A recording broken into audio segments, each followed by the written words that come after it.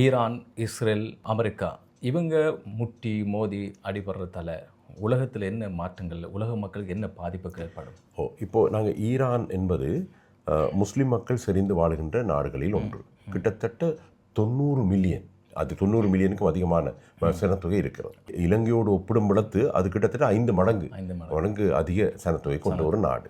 நோன்பு காலத்திலே இப்படியான ஒரு தாக்குதலை செய்தது பிழை.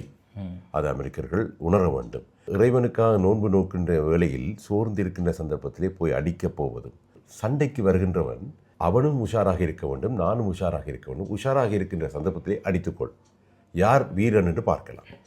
ஆக நோன்பு நோற்று கொண்டிருக்கின்றவன் சோர்வாக இருக்கின்ற நேரத்திலே இந்த தாக்குதலை நடத்தியது ஒரு விதத்தில் கோழைத்தனம் என்று தான் சொல்ல வேண்டும். சரி, அது முதலாவது. இரண்டாவது, ஆக இதற்கான காரணங்களை முன்னரே நாங்கள் சுட்டி காட்டிவிட்டோம். எண்ணெய் வளங்களை தங்களுடைய கையகப்படுத்துதல், அணு ஆயுதம், அணு உற்பத்தி அல்ல இதன் முக்கிய காரணம். இது அப்படி காரணம் காட்டினால் நாங்கள் சீனாவும் இருக்கிறது, ரஷ்யாவும் இருக்கிறது, எத்தனையோ நாடுகள் எண்ணெய் வளத்தை தன்னுடைய கையகப்படுத்த. ஈரான் தான் உலக எண்ணெய் வளத்திலே 20% தன்னகத்தை கொண்டிருக்கிறது. எண்ணெய் கிணறுகள், எண்ணெய் வளங்கள் எல்லாம் செறிந்திருக்கின்றன. அதே போல கனிய வளங்களும் செறிந்திருக்கின்றன. இப்போது இஸ்ரேலுக்கு பிரச்சனை இருக்கிறது காசா பகுதியிலே. இப்பொழுது ஹமாஸ் போராளிகளோடு இருக்கின்ற பிரச்சனையை தீர்த்து வைப்பதற்கு ஒரு யுத்த நிறுத்தம் வருகிறது போகிறது. ஆனால் அங்கே காசா நிலப்பரப்பிலே அந்த மக்களுக்கு பல்வேறு அவலங்கள், பிரச்சனைகள் இருக்கின்றன. எனவே இதற்கு இஸ்ரேலுக்கு ஒரு சந்தேகம் இருக்கிறது, ஈரான் உதவி செய்கிறது என்று.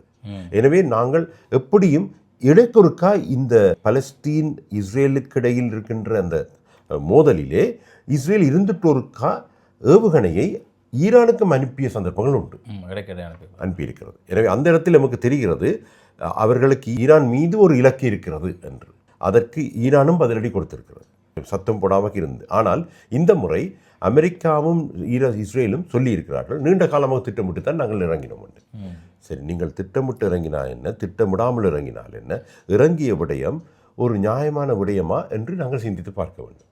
திட்டமிடுதல் எல்லாம் நடக்க வேண்டும். எதுக்கென்றால் ஒரு சாதாரண நியாயமான சமூக கருப்பொருள், ஒரு சரியான நன்மையை தரக்கூடிய, ஒரு சமுதாயத்துக்கு நன்மை தரக்கூடிய ஒரு நியாயமான ஒரு கருப்பொருளை அடிப்படையாக கொண்டு செய்கின்ற செயல்பாட்டை திட்டமிட்டு செய்கின்ற செயல்பாடு என்று கருதினாலும் பிழையில்லை. இது திட்டமிடுதல் ஒரு அநியாயத்துக்கு துணை போகின்ற ஒரு விடயத்துக்கு திட்டமிடுதல் என்பது எந்த விதத்திலும் ஏற்றுக்கொள்ளக்கூடிய விடயம் அல்ல. இதற்கு ஐக்கிய நாடுகள் அமைப்போ அல்லது வேறு வல்லரசு நாடுகளோ கண்டனம் தெரிவிக்காமல் இருந்தது மற்றும் ஒரு பிழை.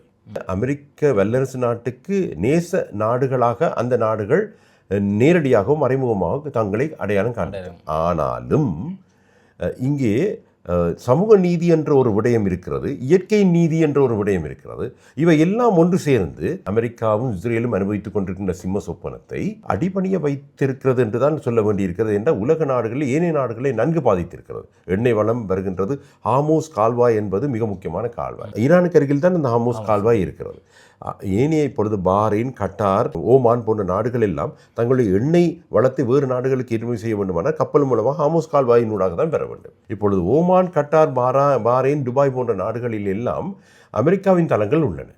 அமெரிக்கா தன்னுடைய கட்டுப்பாட்டில் வைத்திருக்கிறது. எனவே அப்படி வைத்துக்கொண்டு தான் இவர்கள் இந்த எண்ணெய் வளங்கள் ஏற்றுமதி எல்லாம் செய்யப்படுகிறது.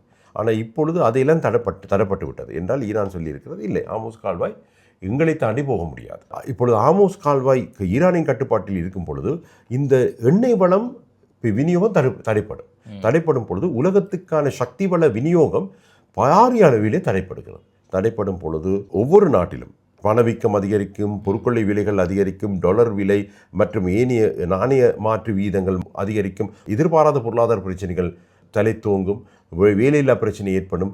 சில நாடுகள் இருளில் மூழ்கக்கூடிய வாய்ப்பும் இருக்கும். சக்தி வளங்கள், மின்சாரம், இப்பொழுது இந்த எண்ணெய் வளங்களை வைத்துக்கொண்டு தான் மின்சாரம் வழங்கப்படுமாக இருந்தால் இந்த நாடுகள் இருளில் மூழ்கக்கூடிய வாய்ப்பு இருக்கிறது. தங்களுடைய தொழில்துறை அனைத்துமே முடங்கக்கூடிய வாய்ப்பும் இருக்கிறது சில நாடுகளுக்கு. எனவே இந்த நிலைமை இப்படியாக நீடித்தால் பாரிய பிரச்சனைகள் ஏற்படும், ஐரோப்பிய நாடுகள் உட்பட ஏனைய எல்லா நாடுகளுக்கு. எனவே இப்பொழுதுதான் ஏனைய நாடுகளும் விழித்து கொண்டன. இது வேறு பிரச்சனையை கொண்டு வரும். அமெரிக்காவின் ஜனாதிபதி ஈரானை குறைவாக மதிப்பிட்டு விட்டார் என்ற ஒரு சந்தேகம்தான் இப்பொழுது எழுகிறது. பிழையாக கை வைத்தோம் என்பது முதலாவது குற்றம். இரண்டாவது குற்றம், யாரின் மீது கை வைத்தோம். வைத்தவர் யாரின் மீது கை வைத்தோம் அவரைக்கு கை வைத்து நாங்கள் 2-3 வாரங்களை முடித்து விடலாம் என்ற ஒரு எண்ணம் கங்கணம் கட்டியதும் 3வது பிழை. எனவே பல மனக்கணிப்புகள் எல்லாம் பிழைத்து போன ஒரு சந்தர்ப்பத்தை தான் நாங்கள் இங்கே காணக்கூடியதாக இருக்கிறோம். மனக்கணிப்புகள், இதெல்லாம் மனக்கணிப்புகள். இப்போ இந்த யுத்தம் நீங்கள் இப்போ சொன்னது போல் 2 வாரங்களுக்குள்ளே முடித்து விடலாம் அப்படிங்கிற மனக்கணிப்போடு ஆரம்பித்தது பார்க்குற போது இது அப்படி முடிகிற மாதிரி விளங்கலை. இந்த யுத்தம் நீடித்து போகக்கூடிய சந்தர்ப்பம் இருக்கிறதா, வாய்ப்பு இருக்கிறதா, அல்லது என்ன நடக்க போகுது? இந்த யுத்தம் நீடித்து அடுத்த கட்டத்துக்கு 3ஆம் உலக போருக்கு போகக்கூடிய வாய்ப்புகள் இருக்கிறதா? இதைத்தான் ரஷ்ய தலைவர் விளாடிமிர் புட்டினும் குறிப்பிட்டார். இந்த தாக்கம் ஏனைய நாடுகளையும் பாதிக்கும். எனவே அவர்களும் கிளந்தெழுவார்கள். அவர்கள் ஒரு பக்கம் செல்வார்கள், இன்னொரு பக்கம் செல்வார்கள். எனவே 2ஆக பிரியக்கூடிய வாய்ப்பு இருக்கிறது. இந்த நாட்டுக்கு சார்பாக அந்த நாட்டுக்கு சார்பாக பிரிந்து கொண்டு செல்லக்கூடிய வாய்ப்புகள் இருக்கு. இப்படி போகும்பொழுது அது உலக நாடுகளுக்கு இடையில் ஏற்பட்ட ஒரு மோதலாக மாறக்கூடிய வாய்ப்பு இருக்கிறது என்று ரஷ்ய தலைவர் இப்பொழுது கோடிட்டு காட்டியிருக்கிறார், எச்சரித்திருக்கின்றார். ரஷ்ய தலைவர் மட்டுமில்லை, சீன தலைவரும் கூட. நாங்கள் ஏனைய நாடுகளையும் எடுத்துக்கொண்டால் இப்பொழுது ஐரோப்பிய நாடுகளில் குளிர்காலம் ஏற்பட்டால், நான் உதாரணத்துக்கு சொல்லுகிறேன், குளிர்காலம் ஏற்பட்டாலோ வெயில் காலம் இருந்தாலோ அவர்களுக்கு சக்தி வளம் மிக அவசியம். குளிர்காலத்தில் மிக கூடுதலாக வேணும் அந்த ஹீட்டர்ஸ் வேணும், இல்லாட்டி அவர்களுக்கு அந்த குளிரை தாங்கிக் கொள்ள முடியாது.